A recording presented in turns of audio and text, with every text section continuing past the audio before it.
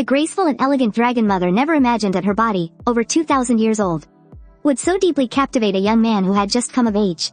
The boy even confessed to her in public. Everyone else thought he was delusional, yet the dragon mother accepted his feelings. It turned out Teo was a descendant of the Ragnar family, which possessed a special constitution passed down through generations. Anyone with Ragnar blood was born with absolute talent in magic, physical ability, and swordsmanship. But Teo was the sole exception.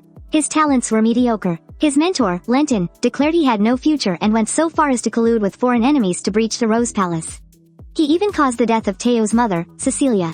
Staring at his mother's cold body, Teo's eyes filled with despair, and he couldn't help but think to himself, if only he had possessed the family talent, would the outcome have been completely different?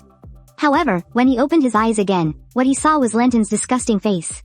Just then, a system window appeared. Please punch Lenton in the face. Although Teo was completely confused, he also wanted to take the opportunity to vent his frustration. But one swing of his fist only earned him a brutal beating from Lenton. I already told you, today's lesson is over. There are less than 2 months until the flowering ceremony. I understand you're anxious, but an apprentice who takes his anger out on his mentor will be shown no leniency. As a member of the Ragnar clan, you should rely on your sword, not brute force. With that, Lenton turned and left. Teo was filled with doubt. Recalling the very real pain from just a moment ago, he suddenly realized this wasn't a deathbed hallucination. He had actually been reborn. He looked at the system interface again, and saw that he had completed the beginner quest. And the quest reward was the exclusive Ragnar talent he had always dreamed of. At the same time, Lenton found Cecilia. He first complained about Teo's lack of talent, but then assured her he would teach Teo everything he knew and make the young master shine at the flowering ceremony. Cecilia was delighted and immediately paid Lenton a bag of gold coins. As he was leaving, Lenton looked at the heavy bag of gold and couldn't help but sneer, like mother, like son. Bloodlines don't lie. Staying here not only pays well, but I also get to hold the title of mentor to a direct Ragnar descendant. In exchange for information on Teo and hindering his growth, that person will also guarantee my future. Who would have thought, this useless Ragnar kid would become my golden goose? Seeing Teo rush past him, Lenton's eyes were full of contempt. You ill-mannered half-wit. Don't you even know to greet your teacher when you see him? When Teo saw his mother, he immediately threw himself into her arms. Cecilia sensed something was different about her son. She thought he was just exhausted from training and was about to comfort him. But then she saw his eyes were filled with determination. Teo looked at his mother, and secretly vowed to himself that he would change the future.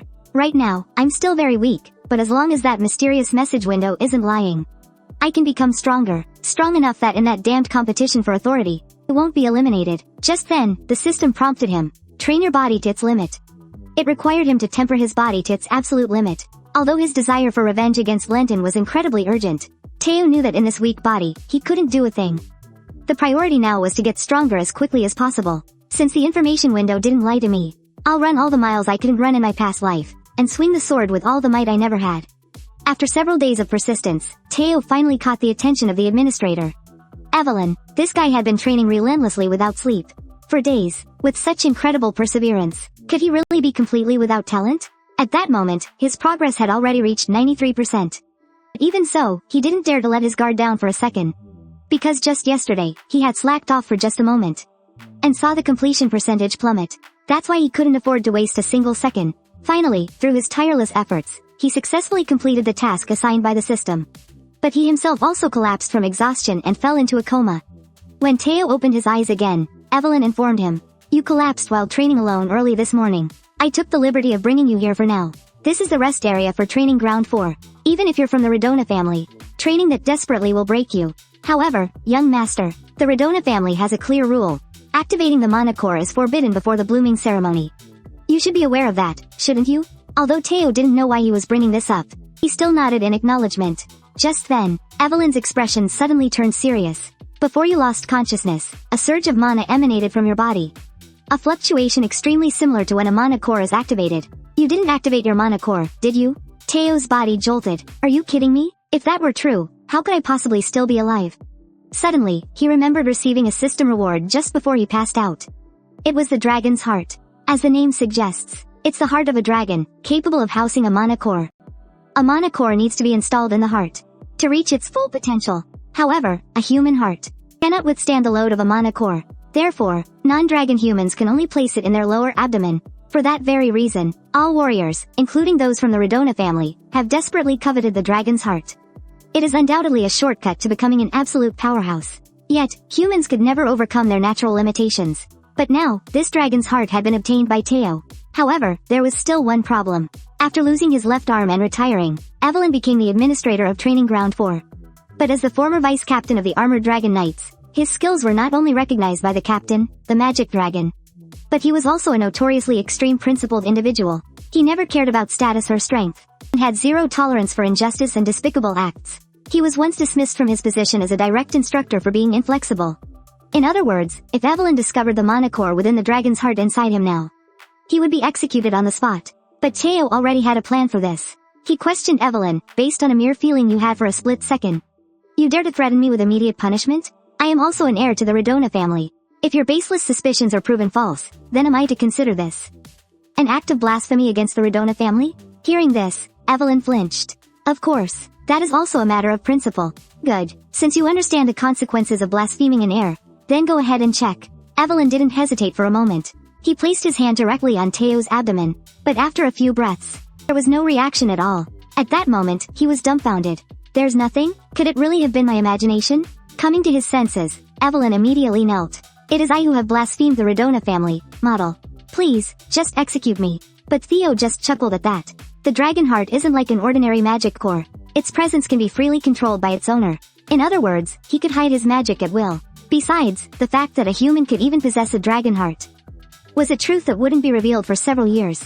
There's no need to atone. You only did what you had to do. Besides, how many people are there like you these days, who are willing to risk their own lives to demand the truth from the heir? As Theo walked out of the break room, he secretly vowed, with the dragon heart and 10 years of experience from my past life, I'm destined to become strong enough to crush everyone in this one. It turned out that after obtaining the dragon heart, Theo had been forcing himself to attend London's classes every day. But the problem was, that guy was always deliberately teaching some strange sword techniques. Theo knew for sure someone was pulling the strings from behind, and the mission he'd been given was definitely to monitor him under the guise of a fake instructor. At that thought, Theo suddenly snapped the wooden sword, and he demanded, with your third-rate skills, how in the world did you ever become an ultimate swordsman? He thought to himself, if I can just get London kicked out of his position as my instructor, then he'll have no choice but to contact his mastermind. That way, I can find out the true identity of the person pulling the strings.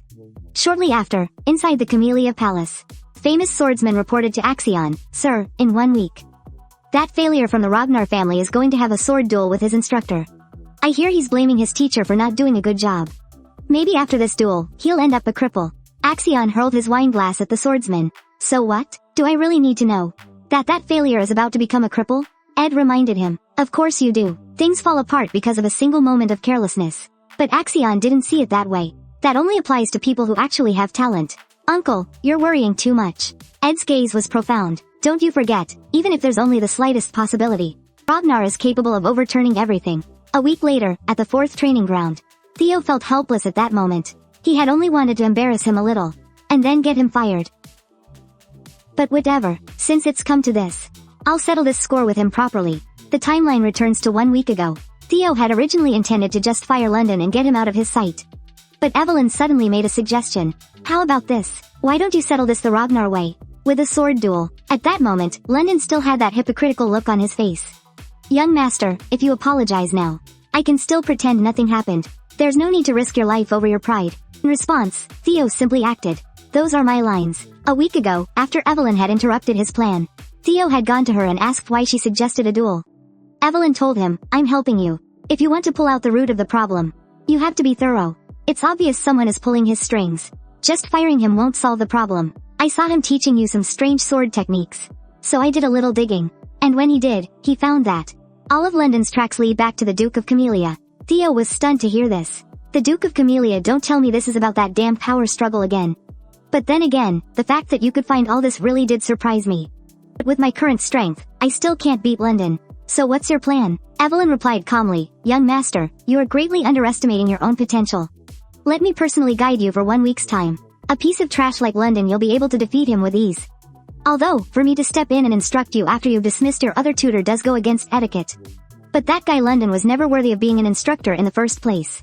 Theo never expected this problem to be solved so easily. Making Evelyn owe him a favor was definitely the right move. At that moment, the more London fought, the more terrified he became. He clearly had no talent before, but just a moment ago, he was somehow able to completely block all of my attacks. What on earth is going on? Seeing London getting flustered, Theo asked unhurriedly. Who's pulling your strings? Let me guess. It's the Camellia Duke, isn't it, London? Do you know what it feels like to have your arm cut off? As he spoke, one of London's arms was sliced clean off by Theo. Looking at London, who had now lost his ability to fight, Theo could finally be certain that he had truly grown stronger, and he would become even stronger in the future. Didn't you tell me last time that things developing to this point is all my own doing? Well, you dying here today is all your own doing, too. At that moment, no one could believe their eyes. The useless young master they all remembered had actually defeated an ultimate swordsman. A system notification appeared. Observation ability has been activated. Just as he was about to check his new talent, he suddenly felt an inexplicable pressure descend upon him. He turned his head and saw that the person who had arrived was Julius, the captain of the White Armored Dragon Knights, also known as the Demon Dragon. He clapped Theo on the shoulder. You're exactly my kind of guy. This is what they call the student surpassing the master, huh? So, how about it? Are you interested in joining our White Armored Dragon Knights? At these words, everyone was dumbfounded, no matter how well he performed. It couldn't be this outrageous, could it? Wellington asked the person beside him. Has there ever been a precedent for someone being recruited like this? The man shook his head. Now it was Wellington's turn to be shocked. You had to understand, without activating a mana core, it's hard to judge a person's true potential, no matter how skilled they are with a sword. There are plenty of people whose mana is a complete mess. Not even someone from the Radner family would dare make that guarantee. Does the Demon Dragon Lord think he's worth the risk? But at that moment, Theo told Julius that he didn't want to join the White Armored Dragon Knights at the moment.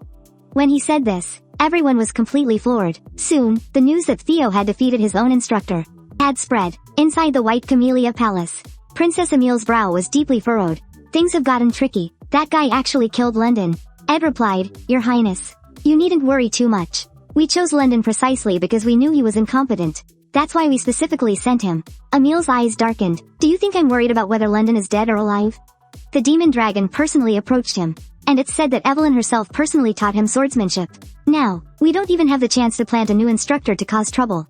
We've let that guy take the spotlight. Then the plan to seize the Rose Palace would be completely ruined. Just then, Axion walked in. That loser Theo is still as weak as ever. So what if he's improved a little? Evelyn and the Demon Dragon have always had a soft spot for picking up strays and showing them pity. Since mother and uncle are so wary of him, then let me have a little fun with him. Meanwhile, inside the Rose Palace, Theo had just finished his training for the day. Evelyn asked him, You know, you'd have a much brighter future if you joined the White Armored Dragon Knight Brigade. So why did you refuse? Theo thought to himself that it would be a lie to say he had no regrets. After all, it was the place he had dreamed of in his past life. But joining now would do more harm than good, because his potential now was far too great to be defined so early. Compared to a so-called special recruitment offer from the White Armored Dragon Knight Brigade, obtaining the exclusive resources granted to the winner of the Blooming Festival was the real key. He then replied humbly, explaining that he didn't want any special treatment. Just having you guide me until the day of the Blooming Festival is more than enough for me. Then, Theo used his talent observation skill on Evelyn. Instantly, all of her information appeared before him. Seeing this, Theo couldn't help but think how incredibly useful this ability was. It would definitely come in handy in the future. Just then, a man named Sybil walked over. Excuse the interruption, young Master Theo. I wish to follow you. To be honest, I used to look down on you. I even thought the title, Ragnar's Loser, suited you perfectly. But then, I discovered something. You're always at the training grounds before dawn, working harder than anyone else. And because of that, I witnessed your miraculous growth with my own eyes. When I was being called a good-for-nothing at the southern checkpoint and was about to give up, you gave me hope. So please, young master, give me one chance. Let me cross swords with you, just once. Theo looked at Sybil, thinking, if this were the past, I would have definitely doubted his sincerity. But the information on the status panel told me he was being genuine. I thought that after I defeated London, and news spread that I'd earned Lord Julius's favor, all the insecure guys would come knocking on my door to test my strength. I never imagined someone would actually want to follow me. It's good that the pride of Ragnar still lives in their hearts. If I'm to become the head of the Ragnar family, I'll need people who are loyal to me. The shackles I couldn't break in my past life. I'll use this opportunity to shatter them completely. I, Theo Ragnar, Rose Swordsman of the Blooming Festival, student of Evelyn, accept your challenge. Upon hearing this, Sybil stood ramrod straight, apprentice swordsman from the southern checkpoint. I look forward to a worthy battle. Just moments ago, Theo had accepted Sybil's challenge. Sybil realized that his strength was the real deal, but Theo was just as shocked. In his past life, he probably wouldn't have even lasted 3 blows against him. But now, things were different. After knocking Sybil down, Theo suddenly had a thought. I wonder if this observation ability works on me too? Filled with curiosity, he checked his own stats. He was surprised to see that it actually worked. It looks like the dragon's heart and the magic I accumulated in my past life have made my magic stat abnormally high. But why is my luck stat in the negative? Could it be? Was all my bad luck in my past life because of this? As more and more people gathered on the training grounds, Evelyn knew full well that even if London's skills were lacking, he was still an ultimate swordsman. Yet, young Master Theo had defeated him, and his victory was even acknowledged by the captain. In Ragnar, where the strong are revered, the crowd's reaction could only be one of two things. Either extreme hatred or reverent admiration, and these people before him were clearly the latter. A lower-ranked swordsman named Odd stepped forward, saying he also wished to have a match with the young master. Theo didn't refuse, and as the two sparred, not only did Theo earn his opponent's respect, but his luck also increased by a point. He never would have imagined that just by gaining recognition, his luck points would increase. Since that was the case, he went on to accept challenges from dozens more people. After some time had passed, he opened his status panel and found that the progress bar had only increased by 1%. Could it be because the people gathered here already acknowledged my strength? Just then, a voice came from the crowd. You seem a bit tired. Can you still continue? Theo replied, I'll rest when I need to. I'm still fine for now. Well, since you insist, then let me be your opponent this time. When Theo got a clear look at the person, his body trembled. The newcomer was none other than Wellington, the Silver Lion of the 4 northern counties. The 4 northern counties referred to those under the Redona family's command. The 4 strongest individuals from the era of the Blooming Festival. Wellington said, to witness the swordsmanship of the Redona Lord with my own eyes, I came here specifically before the Blooming Festival, drawn by your reputation. To have my long-held wish fulfilled today, I am truly grateful. In response, Theo also placed his sword against his chest. He never imagined that he would be facing a genius he once looked up to. With things having come to this, Theo also wanted to know if his current self could truly defeat Wellington of the 4 northern counties. The battle lasted for dozens of minutes, and only came to a close when the sword in Theo's hand snapped with a crack. Although it was a shame, everyone knew that even with young Master Theo's rapid improvement, trying to win against one of the Blooming Festival generation's strongest, one of the 4 northern counties, was ultimately impossible. But just then, everyone heard Wellington suddenly say, it was my loss. The sword the young master used was already old and worn. Coupled with his exhaustion, well, this battle should be considered my defeat. But Theo didn't think so. On the battlefield, who cares if your blade is damaged or you're exhausted? The moment the sword leaves your hand, you've lost. For a moment, the two felt a sense of mutual admiration. Theo knew in his heart that the talents and secret techniques he'd obtained through the quest system had already far surpassed the level of his previous life. But the moment their blades clashed, he realized he still had a long way to go. Although he had lost this battle, he had also gained a great deal. Not only did his stats increase by a whole 10 points, but he also changed everyone's perception of him. Just then, Wellington said, actually, I didn't come here today just to spar. I also want to invite you, young master, to the Wyvern Society. The others were stunned when they heard this. It was said that only a select few could attend, and on top of that, this was a personal invitation from Wellington himself. That's incredible, Theo asked politely and humbly, someone of my status. Can I really participate? Wellington quickly reassured him, please, don't say that. Your qualifications are certainly not a problem. Besides, it's not some grand party. It's just a gathering for those of our age before the flowering festival, to foster our relationships. Nothing more than a get-together. Theo thought to himself, although I don't know what he's planning, the Jiaolong Society is an organization centered around Axian. It's filled with people who look down on me. It's the perfect place to carry out my mission. I can also use this opportunity to observe the Camellia Duke and Axian. So, I have no reason to refuse. In that case, I'll be there. A moment later, inside the Rose Palace, Cecilia suddenly found her son. I hear you received an invitation from the Jiaolong Society. The Jiaolong Society is a banquet where geniuses like Axian, the son of that cunning Emir, and Wellington gather. Even the Senate secretly keeps an eye on it. Because of that, even the slightest oversight in your attire or etiquette could be used against you. Although you are impeccable when it comes to etiquette, my lord. Let me help you with your clothing and upbringing. Don't forget, your mother used to be an actress. I'm so glad I can be of assistance to you. Watching his mother bustle about because of this, Theo knew all too well. She has always blamed herself for the stigma I carry as a concubine's son, and feels guilty. But this is not your fault at all. In this cruel Ragnar, she has already suffered so much because of her good-for-nothing son. But even so, she has always chosen to believe in me. You don't have to worry about anything now. This time, I will absolutely smash the Jiaolong Society to pieces. It turned out that after Theo arrived at the Camellia Palace, he looked at the tall castle before him, and couldn't help but murmur to himself, so, this is the place that ordered Lenton to obstruct my growth. And that will ultimately devour me, my mother, and even the Rose Palace. The two had just entered the castle when they were nearly hit by something. Seeing Wellington's anger, Teo thought to himself, if this were my past life, I definitely wouldn't have been able to dodge that. I thought Wellington was also a co-conspirator. But now it seems that's not the case. Using flour as a welcome ceremony. The only one who would do something like this would be Akshian himself. Teo looked up with a smile. With such a warm welcome from you, I'm looking forward to today's banquet more and more. Akshian was a little surprised to hear this. It seems you've become quite a bit wittier in the few days since I last saw you. Inside the banquet hall, the others were all gossiping. What on earth is Akshian thinking? Teo? Even if they're direct brothers, there's no need to invite such a useless waste to the Jiaolong society. Seeing their reaction, Wellington immediately said to Teo, my lord, they aren't usually like this. Teo, however, looked completely indifferent. But inside, he was thinking, let them run their mouths. The more arrogant you are, the more satisfying it will be when I crush you. Just then, Akshian walked over. He first apologized for what happened earlier, then suddenly pulled Teo into an embrace. With a wicked smile, he asked, you'll accept my apology, right? Teo's sharp reply was intriguing. I only remember you saying hello to me. Akshian didn't expect him to answer that way.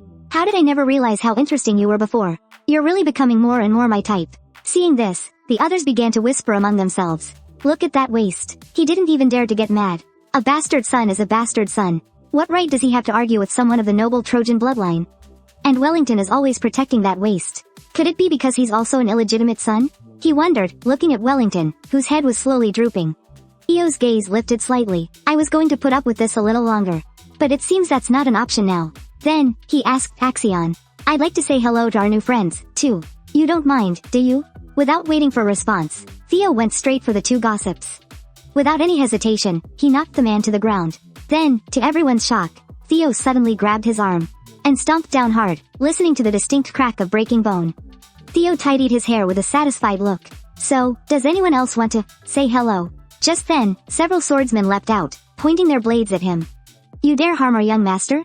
You'll pay for that with your life. Theo just chuckled. He's just from the Hainby family, one of their minor young masters. And you pathetic grunts dare to demand my life? Can you bear the consequences of saying that? In an instant, the men were stunned by Theo's overwhelming presence. Because, after all, he was a direct descendant of the Ragnar bloodline with a right to inheritance.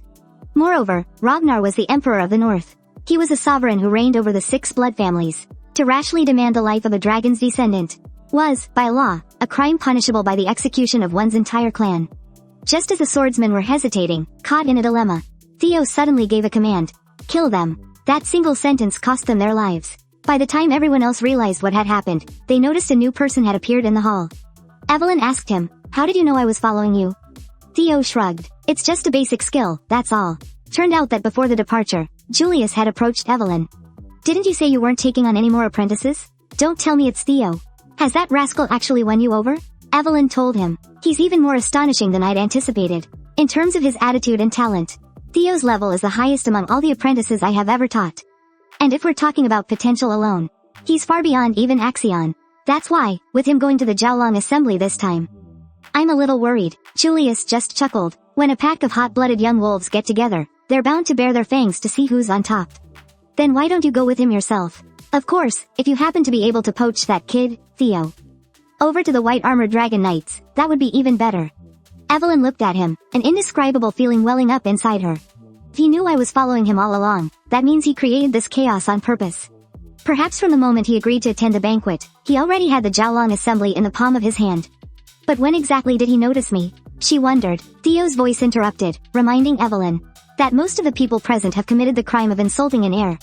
According to the family laws, how should they be dealt with? According to the family laws, they can be executed on the spot. Hearing this, Theo gave a dry laugh. Forget it. In the end, they're just a bunch of kids who haven't experienced the flower blooming festival yet. In that case, let's just take an arm from each of them as a souvenir. As the crowd cried out for help, the progress bar on his status panel grew rapidly. Just then, one of the young masters crawled over to Axion, begging him for help.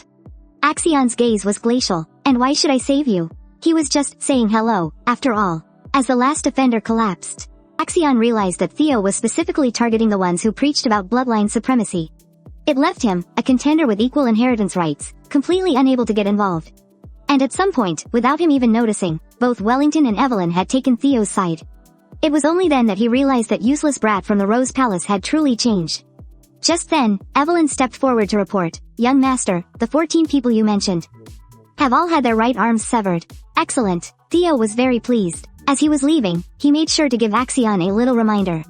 "I had a wonderful time at the Dragon's Gathering. I really must thank you for your hospitality." As Theo walked out of the Camellia Palace, he had also completed all of his novice missions. From that day on, no one dared to call him the failure of the Ragnars again. When the news reached the inner palace, Emil couldn't believe her own ears. "What did you say? The Dragon's Gathering was ruined by that useless Theo?" Not long after, a sharp slap struck Axion across the face. "I warned you, don't be so naive. In the end, not only did you let that good-for-nothing get the upper hand, but he even got rid of your men. If we let that vile creature start to shine, our plan to take over the Rose Palace will be ruined. How many times do I have to tell you?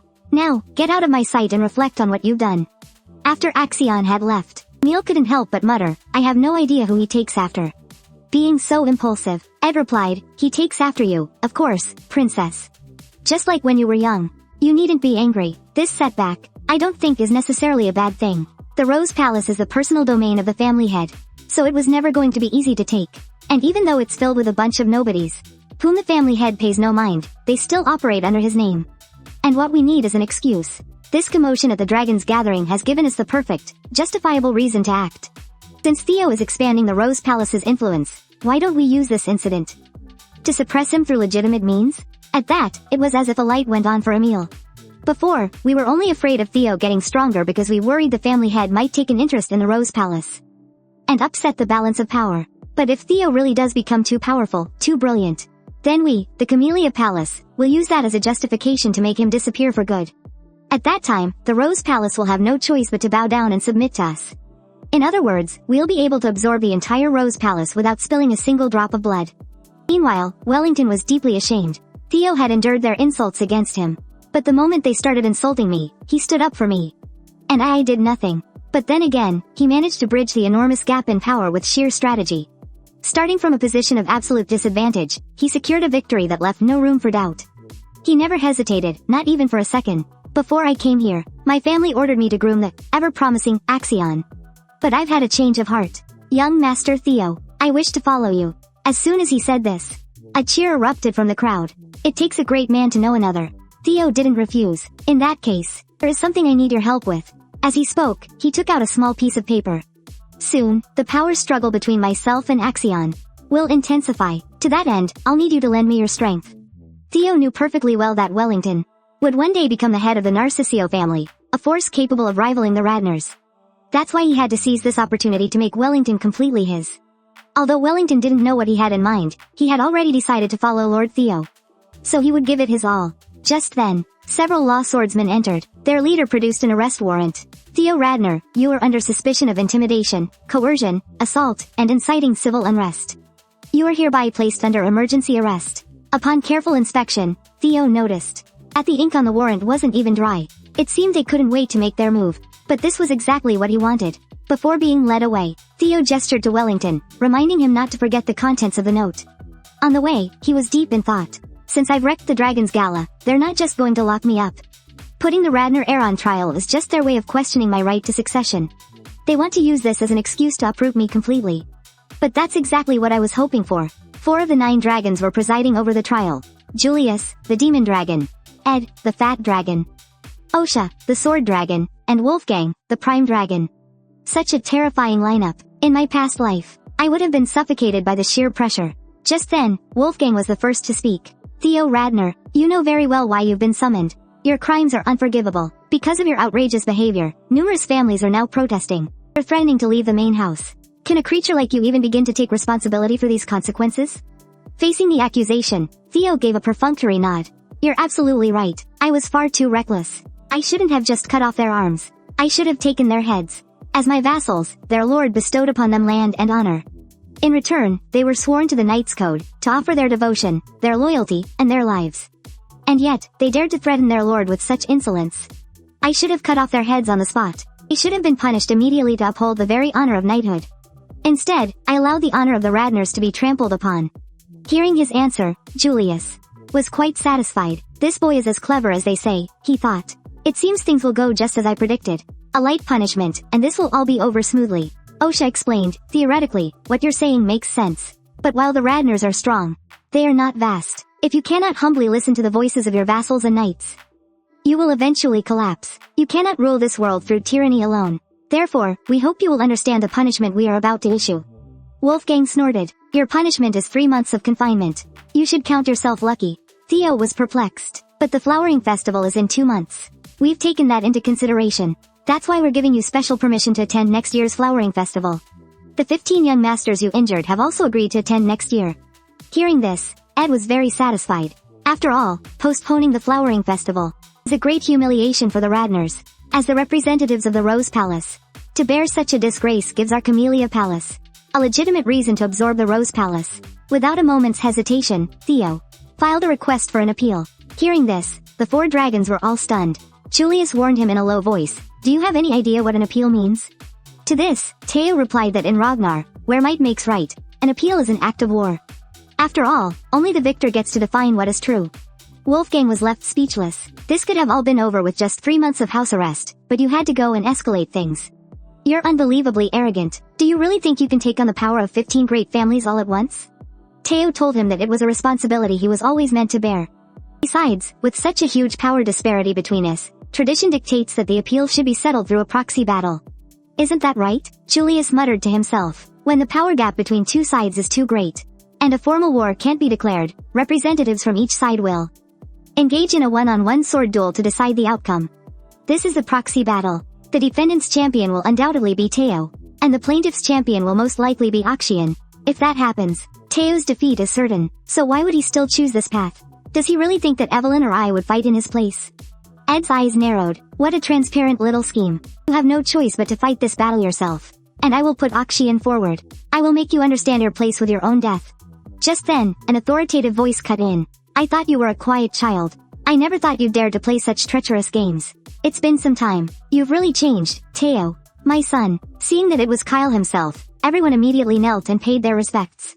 Greetings, my Lord Patriarch. Kyle then asked Theo, it seems you're in quite a bind. Do you intend to appeal through a proxy battle? After receiving an affirmative reply, Kyle asked again, then, who do you intend to have fight in your place? Theo, of course, knew his father was testing him, so he told Kyle, there is no one to fight for me. For this appeal I will fight myself. If that's the case, then you will surely lose. Theo replied, I have yet to try. How can one know the outcome? Even if I am to be shattered, I will never willingly bow my head. Hearing this, Kyle suddenly burst out laughing. Did you all hear what my son just said? He would rather break than bow his head. Are there any words more fitting for Ragnar? An attitude like that is exactly what I like to see. Theo didn't say much in response. After all, he had already sent Evelyn and Wellington to gather evidence of Duke Camelia's treason. As long as he held that card, victory was assured. Just then, Kyle told him, I can give you one chance. As the master of Radnor, I will now test you myself, with a single strike of my sword. If you can withstand that one strike, I will absolve you of all your crimes. Hearing this, Ed quickly interjected to stop him, my Lord Patriarch. This is unthinkable. The rabble and knights might gossip about the bond between father and son. It is better to proceed with the proxy battle according to the rules. However, Kyle ignored him. If any of my vassals dares to say such things, you will simply dispose of them. So, my son, Theo, do you wish to try? Although the Patriarch's offer was completely unexpected, from Theo's point of view, it was more than he could have asked for. He then replied, as for me, the Lord Patriarch's offer model, this is on a whole different level than a proxy war. Kyle was a bit surprised. So, are you saying you can't handle it? No, I just think this isn't fair. Since the stakes are higher, shouldn't my reward be greater, too? Then, Theo looked at Ed behind him. I think the Camellia residence is an excellent choice. Wolfgang was speechless when he heard this. How dare he try to make a deal with the family head? What an arrogant amateur. And yet, against all expectations, Kyle agreed in an instant. To be the successor, you need this kind of guts. The scene shifts to the training grounds. At that moment, Ed was grinding his teeth. That damned bastard. The very trap I set to put him in his place has now become his stage. But even if that kid has gotten a little stronger, there's no way he can withstand a single strike from the family head. Theo smirked at this, as he had already guessed what Ed was thinking. But what a shame after all, during the beginner's quest, I got my hands on something special. It seemed Kyle had already noticed the change in Theo, but he didn't press the issue. Alright, are you all warmed up now? I usually use a greatsword, but against a kid like you who can't even use magic, this rusty iron sword will be more than enough. The next second, a powerful aura erupted from his body, his eyes revealing an unrivaled dominance. Because he had taken an experience potion beforehand, Theo's current strength attribute had increased by a full 3 times. With his power now, perhaps he could block one of his father's strikes. As Kyle made his move, everyone held their breath, amidst clouds of thick smoke. He was heard saying with satisfaction, "After all these years, I finally have a worthy son." A system notification appeared. "Congratulations on completing the mission. Backpack access unlocked. Extra reward. 1 blue key." When Teo opened his eyes again, Cecilia immediately grabbed his hand. Her eyes were filled with concern. "I heard you took a direct strike from the family head. As your mother, I was scared out of my wits. Are you injured? If a bone is broken or dislocated, we need to call a doctor right away." Just then, Julius informed Teo, by order of the family head. "The former master of the Camellia residence has been evicted. The place is now yours. Although the plan went completely off course, I still have my trump card up my sleeve. To have taken the Camellia residence, this is an even better outcome." Teo took out the key and opened his reward. He was surprised to find a dungeon hidden inside. According to the system prompt, the experience points gained in the dungeon were doubled. At this, Teo chuckled. "Well, in that case, I certainly can't miss this." As he ventured deeper, he saw a silver wolf appear up ahead. This creature's strength was not only astonishing, its reaction speed was also surprisingly fast, almost on the level of a magical beast. A normal attack probably wouldn't even hurt it. After a brief clash, Teo suddenly remembered his father's sword strike. "If only I could use that move right now." He mimicked his father's movements, trying to execute that same strike. But unfortunately, he didn't even graze his opponent. As expected, it's not a move you can copy just by wanting to. After countless practice runs, combined with the fundamentals he learned from Evelyn, this time, he actually managed to take out one of the magic wolf's eyes. Teo couldn't believe he had actually succeeded. The scene changes, 2 months later. At the 4th training ground, everyone had heard the news. After Lord Theo withstood a blow from the family head, more and more people wanted to challenge him to a match. Just then, a man named Shang Li taunted, "That so-called amazing lord of yours. When is he actually going to show up? Wasn't it said he wouldn't miss a single day? How come it's been 2 months and we haven't even seen his shadow?" Don't tell me he got scared and ran away. While it's probably true he won the trial, no one actually saw it with their own eyes. Could just be an exaggeration. However, he hadn't even finished speaking when Sybil knocked him to the ground with a single punch. His followers were about to say something, but they swallowed their words, because they realized that the aura of Theo's group had undergone a world-shaking change. "How dare you insult Lord Theo? I've been waiting to teach these guys a lesson for a long time. Everyone, draw your swords. Let's show them what we're made of." Just as tensions were about to explode, an icy power suddenly descended. The newcomer was Ray, from one of the 4 northern counties, accompanied by Langte, a man known as the Black Bear. The scene shifts back to the instance dungeon. By now, Theo had defeated 170 demonic wolves. Although it was a struggle at first, it became much easier after he leveled up a few times. Now, there was only one left to clear. Usually, a situation like this meant the boss was about to appear. He looked at the last sword in his hand, lost in thought. He remembered this was a ceremonial sword his mother had given him as a birthday present. In his past life, his relationship with his mother was so strained that he just let it gather dust in his room. Only now did he realize it was a fine sword forged from snow monster ore. Soon after, Theo reached the 5th floor, where a lesser dragon appeared before his eyes. Rodna was known as the dragon's successor, and yet the final boss of this strange quest was a dragon type. Could this be just a coincidence? He had no time to consider such things. Right now, completing the quest was the top priority. That flash technique he used before. He had practiced it many times on the dire wolves. While it was a far cry from his father's dragon flash, he was confident that if he could draw out the maximum power of the dragon's heart, he could land a sufficiently effective blow. At that moment, Theo stabbed one of the lesser dragon's eyes. Its ear-splitting roar echoed throughout the cave. The great dragon's intimidating aura hindered his movement. Theo had no choice but to brace himself for the attack. He knew the longer this dragged on, the more dangerous it would become. Just as the great dragon attacked again, Theo gathered all his strength and thrust towards its chest, because he firmly believed that a dragon's only weak spot must be its reverse scale. At that moment, 2 masters were arguing heatedly. They were fighting over who would get to duel Theo first. Seeing this, Wellington decisively stepped in to stop them. "If you want to fight, go somewhere else. This is Lord Theo's territory. You are not welcome to cause a scene here." Seeing that it was Wellington, Holks became even more fired up. "How about you fight me first then?" Just then, a terrifying, oppressive aura swept through the entire area. It was Theo, who had been in seclusion for 2 months. It turned out that after defeating the lesser dragon, he had successfully acquired the dragon's aura. Just as Theo exited the instance dungeon, the reward for clearing the Camellia Palace appeared, a lair compass. It could guide its carrier to the direction of a lair. He was a bit puzzled. Could this be related to the next quest? Before he could think much about it, a maidservant came running over in a hurry to report, "Young Master Theo, The scene shifts to the 4th training ground, where a massive brawl has broken out. By now, quite a few of the weaker individuals had already collapsed.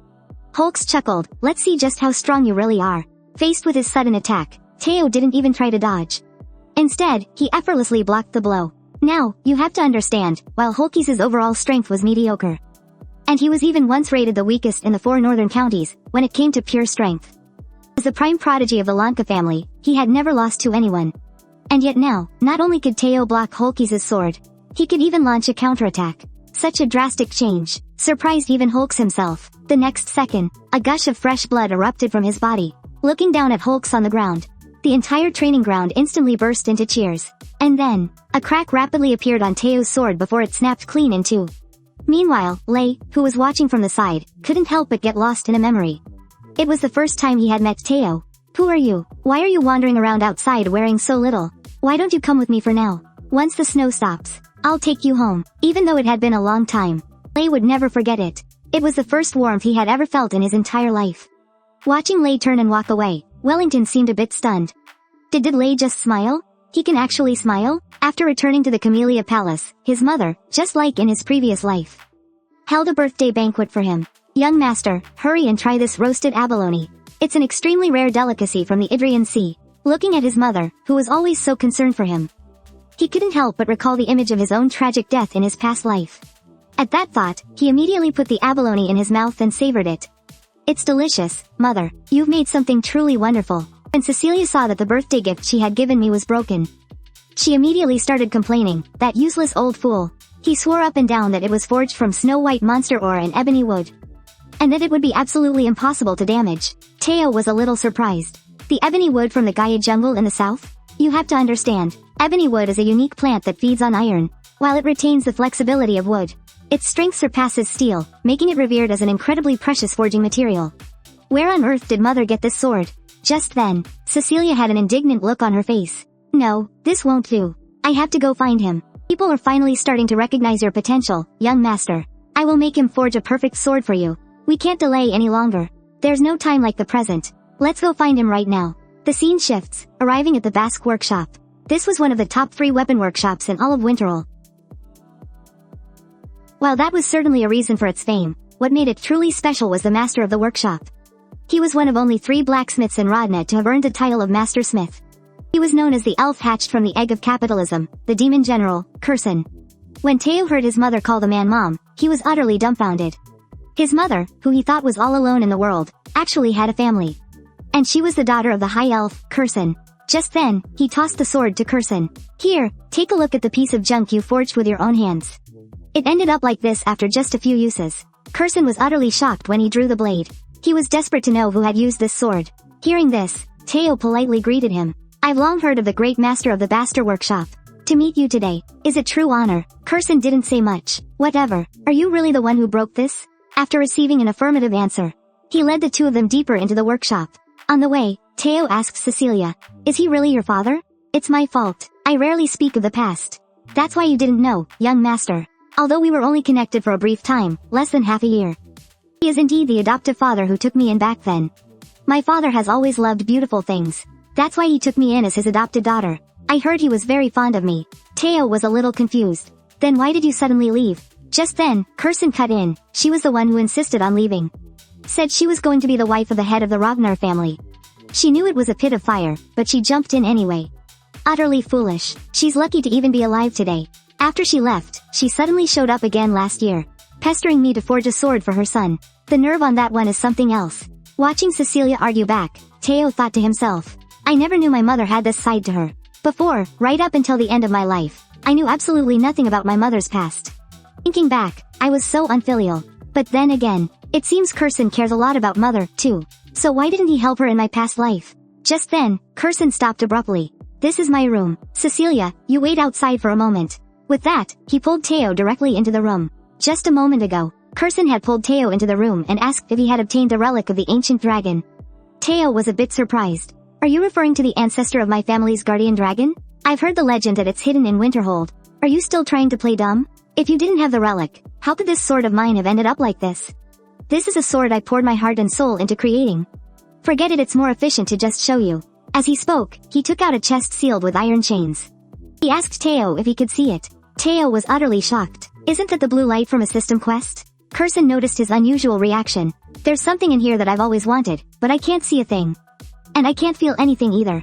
Legend has it that in the distant age of myths, the ancient dragon pulled out its own fang and forged it into a sword. That is the demon sword, Moonlight. If you can break the seal on this chest and successfully retrieve the sword, I will bestow it upon you. However, the slightest mistake could cost you your life. So, what do you say? Want to give it a try? Teo chuckled. Since you're offering it to me on a silver platter, it would be rude of me to refuse. As he spoke, he took out a blue key.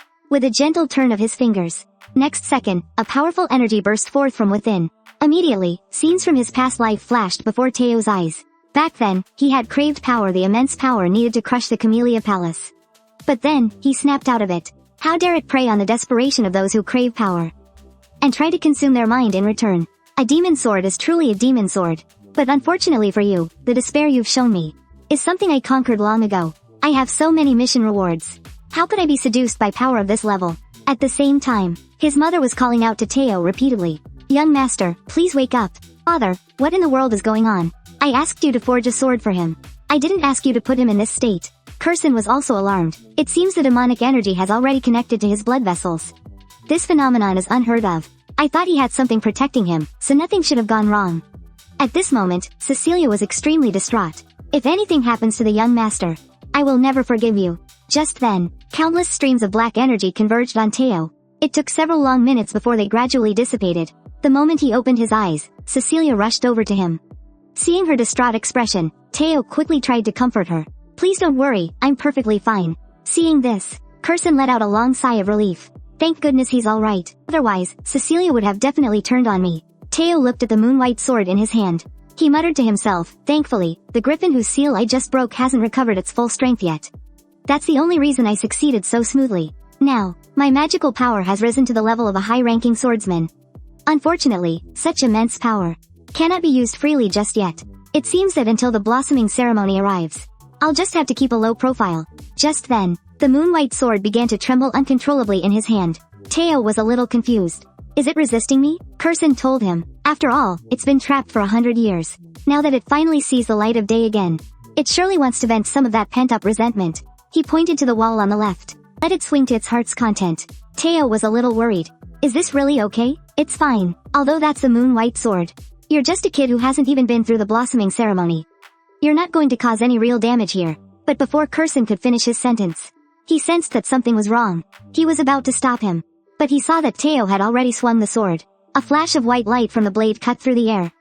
And a cloud of dust instantly filled the room. I'm ruined. That's all my money. Teo was just as surprised. The moon-white sword absorbed all of my magic. Before he could figure out what happened, Curson placed a hand on his lower abdomen. At that moment, he was in absolute shock. He hasn't even trained in magic to be able to do this with the sword's power alone. This guy is an absolute genius. An unbelievable genius. And a genius like this is my own grandson. He clapped Teo on the shoulder, as if he'd found a new path to riches. From now on, I will support you. All you have to do is show off your talent. Just be a walking billboard. For the Basque workshop, after saying goodbye to his grandmother, Teo and the other person hurried back to the Camellia Palace. During this time, whenever he had a free moment, he would train with Evelyn. From being evenly matched at the beginning model, he's now strong enough to overwhelm his opponents. Evelyn was full of confidence. If the young master unleashes his true power, he definitely has a shot at the top spot in the blossoming ceremony. I will pray for your success, he replied humbly. This is all thanks to you, Evelyn. When I get the top spot and give my speech, I'll definitely mention your name. The scene changes. We arrive at the central plaza. The blossoming ceremony is Rodna's most important annual event. Everyone yearns to achieve outstanding results in this ceremony. After all, this is the glorious moment for Rodna swordsmen to earn their first official recognition. It's also a stage witnessed by all the people of Rodna, including the family head.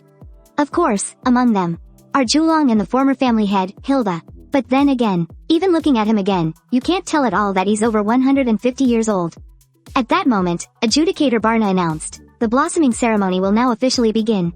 The first round is as follows. After choosing any of the iron swords placed below the stage, you must leave a mark on the iron wall on stage. And a reminder for everyone. This iron wall is mixed with snow beast ore. In other words, the ordinary iron swords below the platform cannot leave any mark on this wall. But if you infuse your attack with magic, it's a different story. Next, Soma will be distributed. You only need to take one.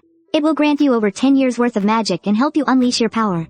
The candidates must use that power to leave a sword mark on the snow beast or wall. The depth of the sword mark will be the key to this evaluation. Now then, let's begin. The candidate I call, please come forward to receive your soma and ascend the trial platform.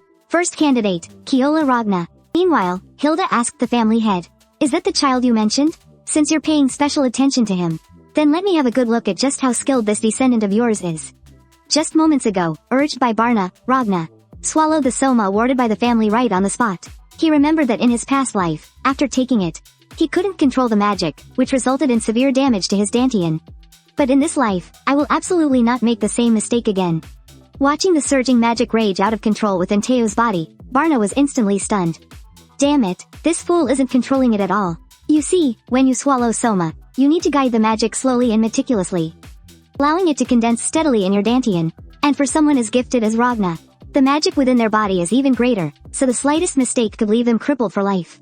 Is this kid headed for disaster too? However, after just a few breaths, to his utter shock, Teo brought the magic completely under his control.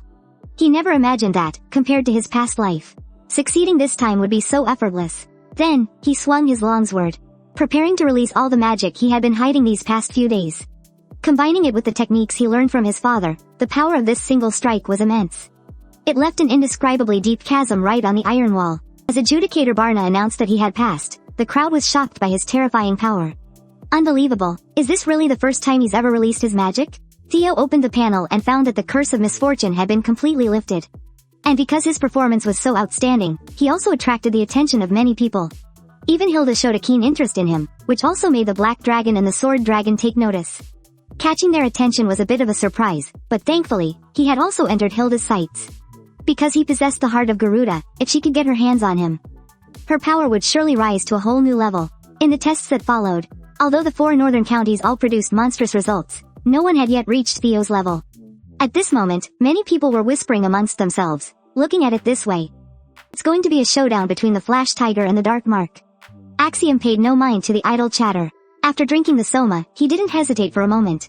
He swung his sword directly at the sword monument. Inquisitor Bana tried to stop him, but it was too late. The sword's energy, like a blood-red dragon, slammed violently into the sword monument. Seeing this, Bana was utterly shocked. This year's flowering festival is truly full of surprises, he thought. The crowd was also dumbfounded, because the sword mark Axiom left was practically identical to Theo's. Looks like they'll have to rely on a precise evaluation to decide the winner. After some time passed, Bana announced, the first round of the flowering festival concludes here. Many talented individuals with outstanding results have emerged this year. It is truly gratifying. Those who have passed the assessment, please prepare to participate in the second round of the flowering festival in 3 days. And now, finally, I will announce the long-awaited rankings. The top spot in this first round of the flowering festival goes to Theo Ragnarok of the Rose Palace. Whether it's his technique, magical power, control, or speed, every single aspect was impeccable, simply perfect. Therefore, he receives a perfect score of 10 points. And one more thing. The depth of Theo's sword mark is on par with the record set by Lord Thorkel back in his day. Upon hearing this, the onlooker's jaws nearly hit the floor. You have to understand, Thorkel is currently the person most likely to inherit the position of family head. Bana then continued, in second place is Axiom, although he also received a perfect score of 10 points, unfortunately. Compared to Theo, the length of his sword mark was slightly shorter. Therefore, he has been judged to be in second place. Third place, Wellington. Fourth place, Lay. Fifth place, Hawks. A total of 87 participants have passed. The second round of the Flowering Festival will be held in 3 days at the Winter Mountains. Those whose names have called, please prepare thoroughly. The scene changes to that evening. Everyone was celebrating Theo for taking the top spot. Wellington came over to congratulate him. Congratulations, Lord Theo. To see your efforts bear such magnificent fruit makes me genuinely happy, and at the same time, I can't help but feel ashamed for falling so far behind. Theo told him, it was just lucky this time. Besides, why should friends care about these empty titles? Let's just give it our all together in the second round of the Flowering Festival. After the celebration ended, Theo went to the Winter Mountains alone. The top position in the Flowering Festival, this was an achievement he never even dared to dream of in his past life. Although it wasn't a victory over Axiom in a real battle, it still proved how much he had grown recently. But this is just the beginning. Punishing a small fry like London is nowhere near enough. My true enemies are Axiom and Kong Long. I will use every means at my disposal. An eye for an eye, a tooth for a tooth. Then, Teo took out the nest compass. Ever since he'd set foot here, It had been pointing straight towards the Winter Mountains. What could possibly be hidden there? It looks like I'll have to wait until the second round of the flowering ceremony to find out. Just then, Teo suddenly sensed someone slowly approaching. In an instant, he had his moon-white sword pressed against the person's throat. The man quickly explained, "Young Master Teo, after our commander saw you at the flowering ceremony, he sent me here to offer you a special opportunity to take the qualification test for our order." Although Teo had expected someone would try to recruit him, he never imagined they'd just ask him to take a test. Isn't that a bit insulting? I knew it, the Gale Sword Order is full of idiots. Just then, a female swordswoman approached from the distance. "Lord Teo, we're different from that bunch of fools. We'd like to invite you to join the Black Iron Cavalry directly as an official member. What do you say?" Suddenly, people from every order and organization came flooding out. All of them wanted him to join their ranks. Seeing this, Teo was exasperated. This is getting out of hand, he thought. I'd better get out of here before things get even more complicated. But just as he was about to slip away, a familiar voice stopped him in his tracks. Although it may invite criticism for being insatiably greedy, what's a little humiliation when it comes to recruiting talent? And his purpose, just like the others, was to come here for Teo. At that moment, everyone was stunned. Could it be that Lord Sword Dragon intends to instruct him personally? After they entered the detached space, Osha told Teo, "I've come to give you a gift." The head of the house's sword is fierce and powerful, like a dragon stream crashing down from the heavens. It annihilates all in its path. But I am different from him. I seek to conceal infinite variations within my blade. The dragon that I pursue is one that transforms the ever-changing myriad of things into a single breath. I call this the first form of plum blossoms filling the sky. Heavenly shower of blossoms. Teo was stunned. It was unbelievable. A single move contained 120 trajectories and variations. The rumors that even the head of the house is somewhat inferior when it comes to swordsmanship were actually true. If I could incorporate what I just saw into my own flash technique and unleash them together, I can't even imagine how powerful it would be. This is too generous a gift. Osha chuckled. It's enough that you were able to see it clearly. He dispelled the detached space and told Teo, "If you wish to see the subsequent forms, you can come find me anytime after the flowering ceremony is over. I hope you will become a breath of fresh air for this place." Watching the Plum Blossom Princess as he departed, Teo gave a wry smile. Now that was one heck of a gift. I don't think I can just pretend this never happened. 3 days later, the second round of the flowering ceremony began. Here, the Winter Mountains are part of the Winter region, also known as the Demon Sea. And our Ragnar clan has stood guard here for thousands of years, preventing the demonic beasts from beyond the Great Barrier from crossing over. One day, you will all inherit this great responsibility. The speaker was this session's supervisor, Jackie. You must all remember, as apprentice swordsmen, you are strictly forbidden from setting foot in the Demon Sea. The examination area is restricted to the area inside the Great Barrier. The test itself is quite simple. You have 15 days to venture into the Winter Mountains and hunt magical beasts. You must retrieve the bells hanging from their necks. The bells come in 7 types: red, orange, yellow, green, blue, indigo, and violet. The further down the color list, the higher the score you'll receive. The magical beasts wearing high score bells are also more powerful, especially the beasts wearing purple bells. With your current level of strength, it is absolutely impossible for you to contend with them. However, if you manage to obtain one, you will be awarded an astonishing number of points. There are no restrictions on the methods used in this exam. No matter what you do, as long as you bring the bells back before the exam ends, you will pass. Theo thought to himself, so, that means we can steal prey or bells from others. Although that's not exactly good for teamwork. It certainly aligns with Ragnar's principle of survival of the fittest. Just then, Jackie continued speaking. Totems capable of repelling magical beast invasions have been set up in various locations. Supplies have also been hidden within the safe zones. Please make good use of them. Well then, now, the exam officially begins. All participants, dismissed. The moment she finished speaking, everyone rushed toward the center of the mountain range. Sybil knew that for an exam lasting half a month, supplies were the number one priority.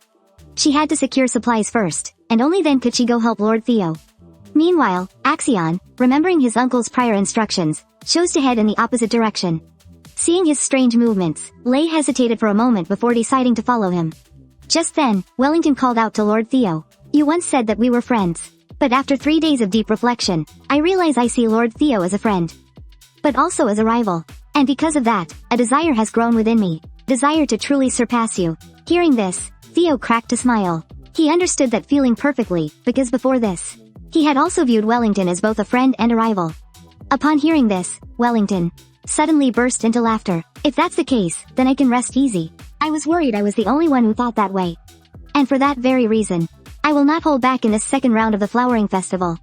After Wellington left, Theo muttered to himself, Wellington, As the future head of the Narcisio family, he now sees me as his goal. Could anything be more exciting than this? But speaking of which, finding the den is the most important thing right now. Following the directions of the compass, Theo soon arrived at the designated location.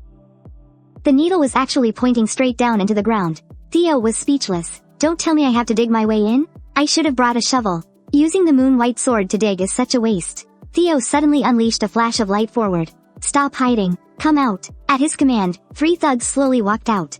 And here we thought our tracking was stealthy enough. I can't believe you noticed us so long ago. Theo honestly couldn't understand. He had no history with these 3 guys. Why would they come looking for trouble with him? The leader, Heir, let out a sinister laugh. Of course, someone hired us. And it was a big shot that a bastard son like you could never even dream of.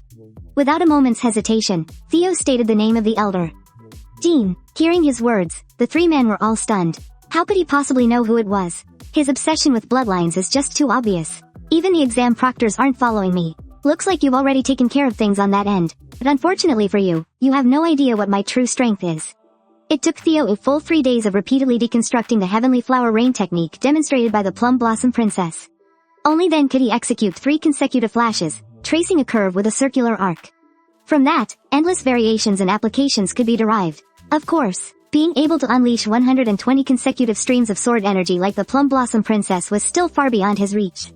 Now, how should I get underground? Just then, Theo suddenly noticed something. The head he had thrown off the cliff was actually making a strange noise.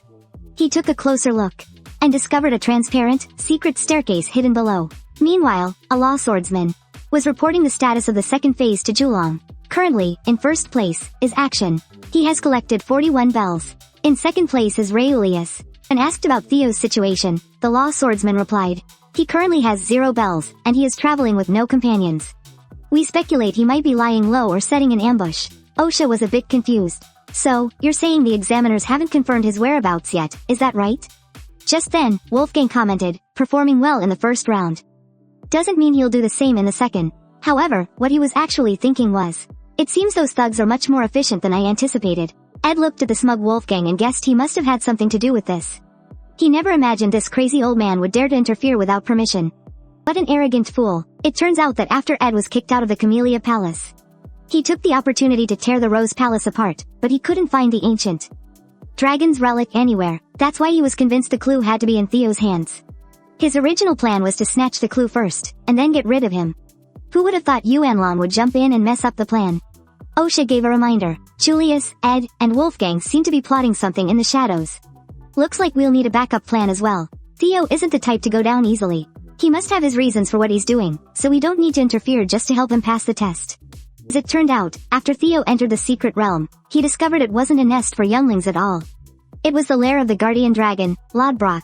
Seeing this, he immediately dropped to his knees in reverence. Greetings, honored ancestor. Lodbrok was quite perplexed. Why would this chosen one call it ancestor? Theo explained, Lord Guardian Dragon, you are the companion of my clan's founder, Lord Sigurd. Moreover, you are the mother of the second head of our family, Lord Fridlev. That is why I address you as such. Lodbrok was taken aback upon hearing this. It seems that boy, Fridlev, has been spreading some rather baseless rumors out in the world. While it is true that Sigurd and I called each other companions, that was merely an expression of respect for a contractor with whom I shared a spiritual bond. Besides, when it comes down to it, how can a dragon and a human possibly unite? Theo was confused. Then the legend about dragon's blood flowing through our clan's veins. Is that just a fabrication as well? No, that's not entirely the case. Through our contract, Sigurd and I did indeed share the dragon's blood. But that's enough idle chatter. It's about time I began to fulfill the guardian dragon's duty to the chosen one. From this moment, Lodbrok would, in accordance with the ancient pact, grant the chosen one 3 opportunities to ask questions. Now, it is your turn to ask. Theo was overjoyed to hear this. So, it's not a battle? Great. I must gather as much information as I can. Now, I'd like to ask you the first question. Why do you remain here? Lodbrok hadn't expected that he would ask such a profound question right from the start. Was he trying to uncover the hidden story behind it all? A good question. The reason I am stranded here is because of a being on the other side of the Demon Sea. A monster at the end of the world, the Nameless Monarch. For the past 1,000 years, I have shouldered the mission of protecting this world, so I have been stationed here ever since. And the Winter Mountains are nothing more than an outpost, established to fight against him. At this moment, Teao was almost certain that he had just sensed fear in Lodbrok's eyes, although he desperately wanted to ask this ancient dragon, who held the throne of the Dragon King. If there truly was an existence that could make him feel fear, some things had to be clarified first. Then, I would like to ask my second question. What are the relics of the ancient dragon? Lodbrok was a bit puzzled. He was carrying 3 relics, yet he knew nothing about them. It seems you're very lucky. Teao was extremely surprised. One is the scroll from the Camellia Palace, and the other is the moon-white sword. Then what is the last one? Lodbrok told him. The so-called relics of the ancient dragon are the very fragments of Fafnir's soul, which he split to protect humanity from the nameless monarch, dividing his own soul into 31 pieces. The relics of the ancient dragon have no fixed form. They could be an object, or they could be an experience, or even a bizarre phenomenon. I see. Only then did Teao understand. The last relic he possessed was precisely that period of time that had reversed by 10 years. In other words, it is me myself. If this is the omnipotence brought about by the ancient dragon Fafnir, then everything makes sense. But something is strange. A relic of the ancient dragon should always have dragons guarding it, but my regression didn't. What could be the reason for this? I would like to ask you one last question. Why was I the one who was chosen? If this was all prepared for the fight against the nameless monarch, why choose someone like me, who has no talent at all? After hearing this, Lodbrok chuckled. It seems I'll have to answer your question with a question of my own. Why do you believe that you are the only special one who was chosen? In an instant, Teao felt a chill run down his spine. Could it be that I'm not the only one chosen by the relics? No wonder they all know about the relics' existence and are trying to collect them. If they were also chosen by the relics, then perhaps that means they can see the information just like me, and they might even be regressors as well. I'm certainly one step closer to the truth of the world now, but everything has just become even more complicated. Before Teao could continue thinking, Lodbrok reminded him. Since all the quests have been completed, it's time for you to claim your reward. Hearing this, Teao finally snapped back to reality. He had originally come here for the Grimoire of Aemon, but now, he'd changed his mind. If I'm going to take something, I should take something even greater. It has to be something that cannot be compared to ordinary treasures. As you can see, this lair is filled with rare and exotic treasures gathered from all over the world. No matter which one you choose, it will be a supreme treasure beyond imagination. As long as it is an item from this lair, you can choose any one of them. Go on, tell me what you want. Hearing Lodbrok's words, an undeniable greed filled Teo's eyes. In that case I want you. Lodbrok? Lodbrok thought he had to be joking. I can't believe it. After all these thousands of years, my damn charisma is still this potent. Hurry up and tell me what you really want. But Teo simply told him that he had already said it. Seeing that he was serious about choosing him, Lodbrok instantly unleashed his draconic aura. You insolent boy. Do you think you can use a single joke to trick me out of all the treasure here, and all my knowledge? But Teo knew exactly what he was doing. This was a gamble, through and through. A high-stakes gamble with his very life on the line. But to become his companion would be the ultimate proof of legitimacy, surpassing all others. That's why I absolutely cannot miss this opportunity. Lord Guardian Dragon, you declared with your own mouth that I could choose any treasure within this lair.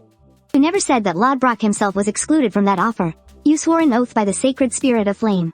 Therefore, I ask you to come with me. In that moment, Lodbrok saw something in him. The shadow of Seagild, and suddenly, he changed his mind. Very well, I'll give you a chance. When Teo saw his human form, he couldn't help but stand there, completely stunned. It seems you're already captivated by me. A pity this body is already over 2,000 years old. Before he could even finish, Teo asked a serious question. Lord Guardian Dragon, what's wrong with your heart? At those words, Lodbrok's expression instantly fell. The truth is I lost my dragon heart 50 years ago. Now, I'm nothing but a pitiful creature, waiting to die. I have 3 years left, at most. It's because of this that I can no longer even leave this lair. In other words, I can offer you no direct assistance. So, I'll ask you again. Even knowing all this, do you still choose me? Teo didn't hesitate for a second.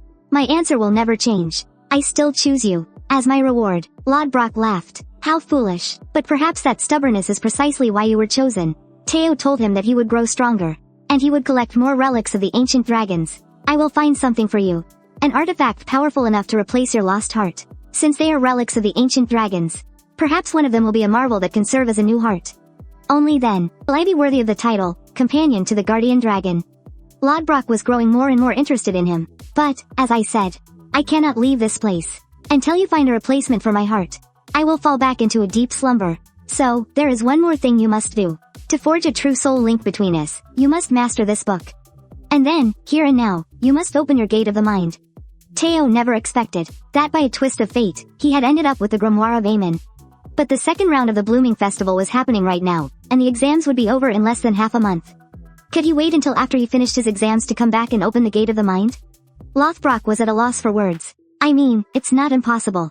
But I won't allow it. Wouldn't it be boring if you passed too easily? In that case, before the second round of the flowering ceremony ends, you must open the gate of the mind. Until then, don't even think about leaving. The guardian dragon never expected that Teo would successfully open the gate of the mind, something that takes ordinary people 3 years to grasp, in less than half a month. It seems this new partner of mine is quite remarkable. Now, there are only 12 hours left until the end of the flowering ceremony. If I hunt monsters the conventional way, it's absolutely impossible to reach first place in the time I have left. In that case, the only option is to snatch the bells from others. Meanwhile, Akshian, with 860 points, had already secured his position as first place in this competition. Despite such an astonishing score, he couldn't feel happy at all. This was because he had gone to great lengths to replace several of the proctors with his uncle's men. All for the sake of taking out Teo in the second round. But Teo never showed up. Felix commented, from the looks of it. Could it be true, as the Senate's intelligence suggested, that he was taken out by those 3 scoundrels? Hearing this, Akshian was filled with contempt. As the rising star of the Plum Blossom Palace, your insight is truly pathetic. I finally understand now why the Plum Blossom Princess is so damn fixated on that Teo guy. Forget it, I didn't have high hopes for you anyway. If he doesn't plan on showing himself willingly, then I'll force him to appear my way. Everyone from the Flood Dragon Society and the Plum Blossom Palace, listen up. The hunt is on. Go find those nobodies from the 4th training ground, and kill them one by one until that guy shows his face. However, no one noticed that their entire plan had been overheard clearly by Lei, who was hiding behind a tree. At that moment, 3 swordsmen, through their combined efforts, had barely managed to defeat a mid to low tier magical beast. See? I told you we could do it. After the exam is over, I'm definitely going to brag about this to young Master Teo. Speaking of which, the second round of the flowering ceremony only has about 12 hours left. Where on earth is young Master Teo? I even prepared a lot of supplies for him, I had said. The young master definitely has a grander plan. He must be doing something more important than just earning points in the flowering ceremony. Still, I really want to see the young master take the top spot. However, before he could even finish his sentence, a sword pierced through his chest. The attacker was none other than Orion, a key member of the Flood Dragon Society. We want to see that damned young Master Teo too. So why don't you all go on ahead and wait for him? At the same time, inside the secret lair. This way, when your realm reaches a certain level, you will be able to hear my voice and borrow this ancestral power.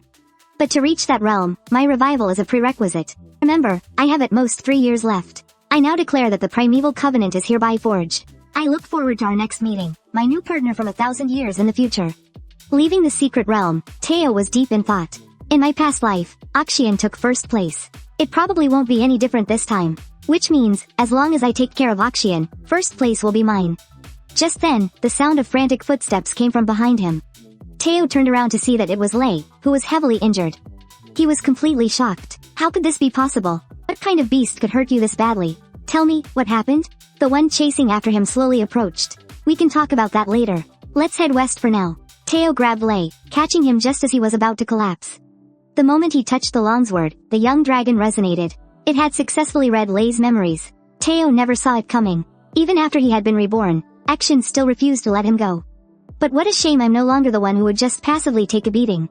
Meanwhile, a subordinate reported to Akshin, Teo has finally appeared. Looks like he'll be arriving here soon. Upon hearing this, Akshin couldn't help but let out a twisted smile. Teo Ragna,